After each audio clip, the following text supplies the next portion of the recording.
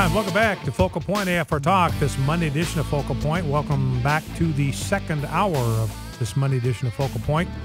Reminder that our Share-a-thon begins tomorrow, Spring Share-a-thon. We are so grateful for your support because of how faithful you have been, how responsive you have been. We only have to pause twice a year for just 3 days to specifically ask for your financial partnership with us in this ministry. And the rate of pledge fulfillments that we have here is very, very high for the nonprofit world. Our pledges have fulfilled about 85%, and that's very, very high for what's customary, and that's an indication to us that you believe in what we do, that you recognize the value of what we do, that you place a value on it. You want to be sure that this voice stays on the air. So I want to thank you for that. For those of you that pledged, we had a record number of pledgers in our fall Share-a-thon, and we'd love, by God's grace, to set a new standard in the Spring Share-a-thon, which begins tomorrow. So encourage you to be in prayer for Share-a-thon. This is critical because it gives us stability for the next 6 months until we do another Share-a-thon, makes it possible for us, to go right back to focusing on giving you the content that you are not going to get anywhere else. And every day, we wind up having reason to recognize that there is a desperate need in our culture right now for alternative media like AFR Talk, and not just alternative media, because you've got other conservative voices out there, other places you can go, but this is about the only radio network that I am aware of, the only alternative media outlet on the air, on the radio, that's devoted to the talk format and devoted to bringing you news that is assessed and evaluated specifically and explicitly from a Judeo-Christian point of view. Now, you're no longer going to get that on Glenn Beck. I love Glenn Beck. I admire a lot of what he's done, but he's gone on gay marriage. He's crossed over to the dark side on gay marriage. Bill O'Reilly is gone on the issue of gay marriage. So I love Bill O'Reilly. I love a lot of what he does. But you can't depend on him on the issue of the sanctity of marriage and the family, and that's foundational. So you can't count even on Fox News. You can't count on Glenn Beck anymore, as great as he is. He's been great on things like exposing this Common Core curriculum and the danger that represents to our entire educational system. But, it's very clear that what America needs right now, and especially those of us who cherish the values of the Judeo-Christian tradition, we value the voices of Glenn Beck and Bill O'Reilly and Sean Hannity and Rush Limbaugh. Anybody who is affirming and confirming any aspect of the truth, we value that. And we're going to praise those voices when they affirm and uphold the truth. But you still need a place where you can go, because you're not going to get a consistent defense of the whole counsel of God from those voices. Not anywhere are you going to get that. So that's why I believe this is the only place. This is the only place in alternative media. I mean, there are places like Hot Air. I love that website. It's a conservative website. I'm on that website several times every single day.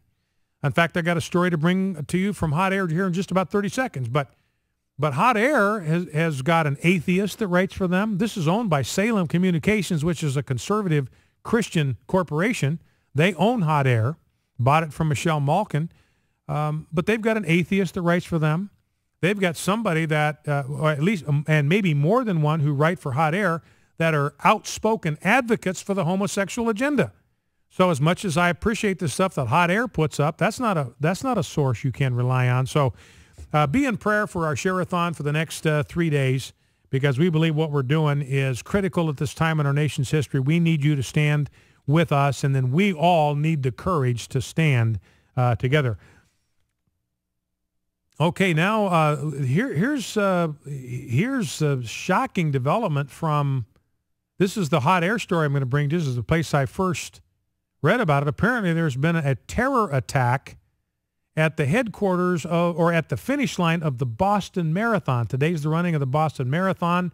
They've had an explosion near the finish line. The Boston Marathon headquarters have been locked down. And so apparently that is just a breaking story. Just read about that. Boston Marathon headquarters has been locked down after an explosion was reported near the finish line, says Reuters. That's all the information we have at this time. Fox is what, Jeff? Okay, yeah, so terror is the word that I am supplying there. Fox is not saying that. I think Hot Air used the word terror attack, or possible. Certainly it's a possible terror attack. And Hot Air's got some pictures that indicate that maybe as many as 20 to 30 people have been injured in front of the Boston Public Library after explosions at the finish of the Boston Marathon. Some reports that there were actually 2 explosions. So we will wait and see how all of that breaks out. Now, speaking of courage to stand, let's grab clip number 6, Rob, if we can, before we get to the break. You know, Ben Carson has just been beat up mercilessly by the homo-fascists. Homo-fascists have driven this guy out of 3 speaking engagements, depriving him completely of the opportunity to defend his values in public forum. He can't speak at the Johns Hopkins Medical School graduation. He can't speak at another graduation ceremony. And there was a 3rd speaking engagement to which he was invited that he's been forced out of. And you know, homo-fascists, ladies and gentlemen, they do not want our voice to be heard. They want to marginalize us. They want to silence us. They're fine if we stay inside the 4 walls of a church. They'll let us say and do anything we want there, but they don't want us on the air. They don't want us at podiums at graduation ceremonies. They don't want us bringing those values into the marketplace. They don't want us arguing for our values in the public square. They want to silence us and neutralize us, and they've done a pretty good job of that with Ben Carson. Now, he was on with Newsmax, and he was asked about what this pressure has done to him, all of this heat that's come down on him. And by the way, he's meeting with Herman Cain and some other black leaders today to talk about how the black conservative community needs to respond at this time in our culture. But here's what Ben Carson said about his response to all of this heat that's come against us. Does it make you want to roll over? Does it make you want to pull up the covers? Does it make you want to quit? Let's listen. It has spurred me on, quite frankly, because I get so much mail, so many communication, every place I go. It's unbelievable, the people who come up to me and say, oh, please keep speaking out. Please keep this up. Please don't let us down. We need you so badly. But it spurs me on, but in a way it saddens me, because I recognize that there's so many people who just are afraid to speak up. And this is America. And how do we get to a point where people feel intimidated about expressing their feelings in a country that was based on freedom of speech and freedom of expression? We've fallen so far. We should be very alarmed about what's going on here. So Ben Carson said, look, we ought to be alarmed at the way in which our freedom of speech is being truncated, being shriveled, being contained. And that's really what our Share-a-thon is about, you know, starting tomorrow. Courage to a call to stand with courage. That's what we want to do. We want to summon everybody in the pro-family community, the pro-values community, to stand with courage. That's the call that we are issuing, is to all of us in our listening audience, all of us that share our values, to stand with courage. Don't wilt, don't back down, don't retreat, don't apologize, don't waver.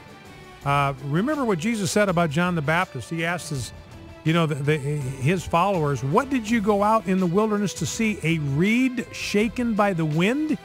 And I think they would have just laughed out loud, because whatever John the Baptist was, he was not a reed who was swayed by the wind. He was an oak of righteousness. That's what we're all called to be. Back in 2. Here's Twyla Brace, president of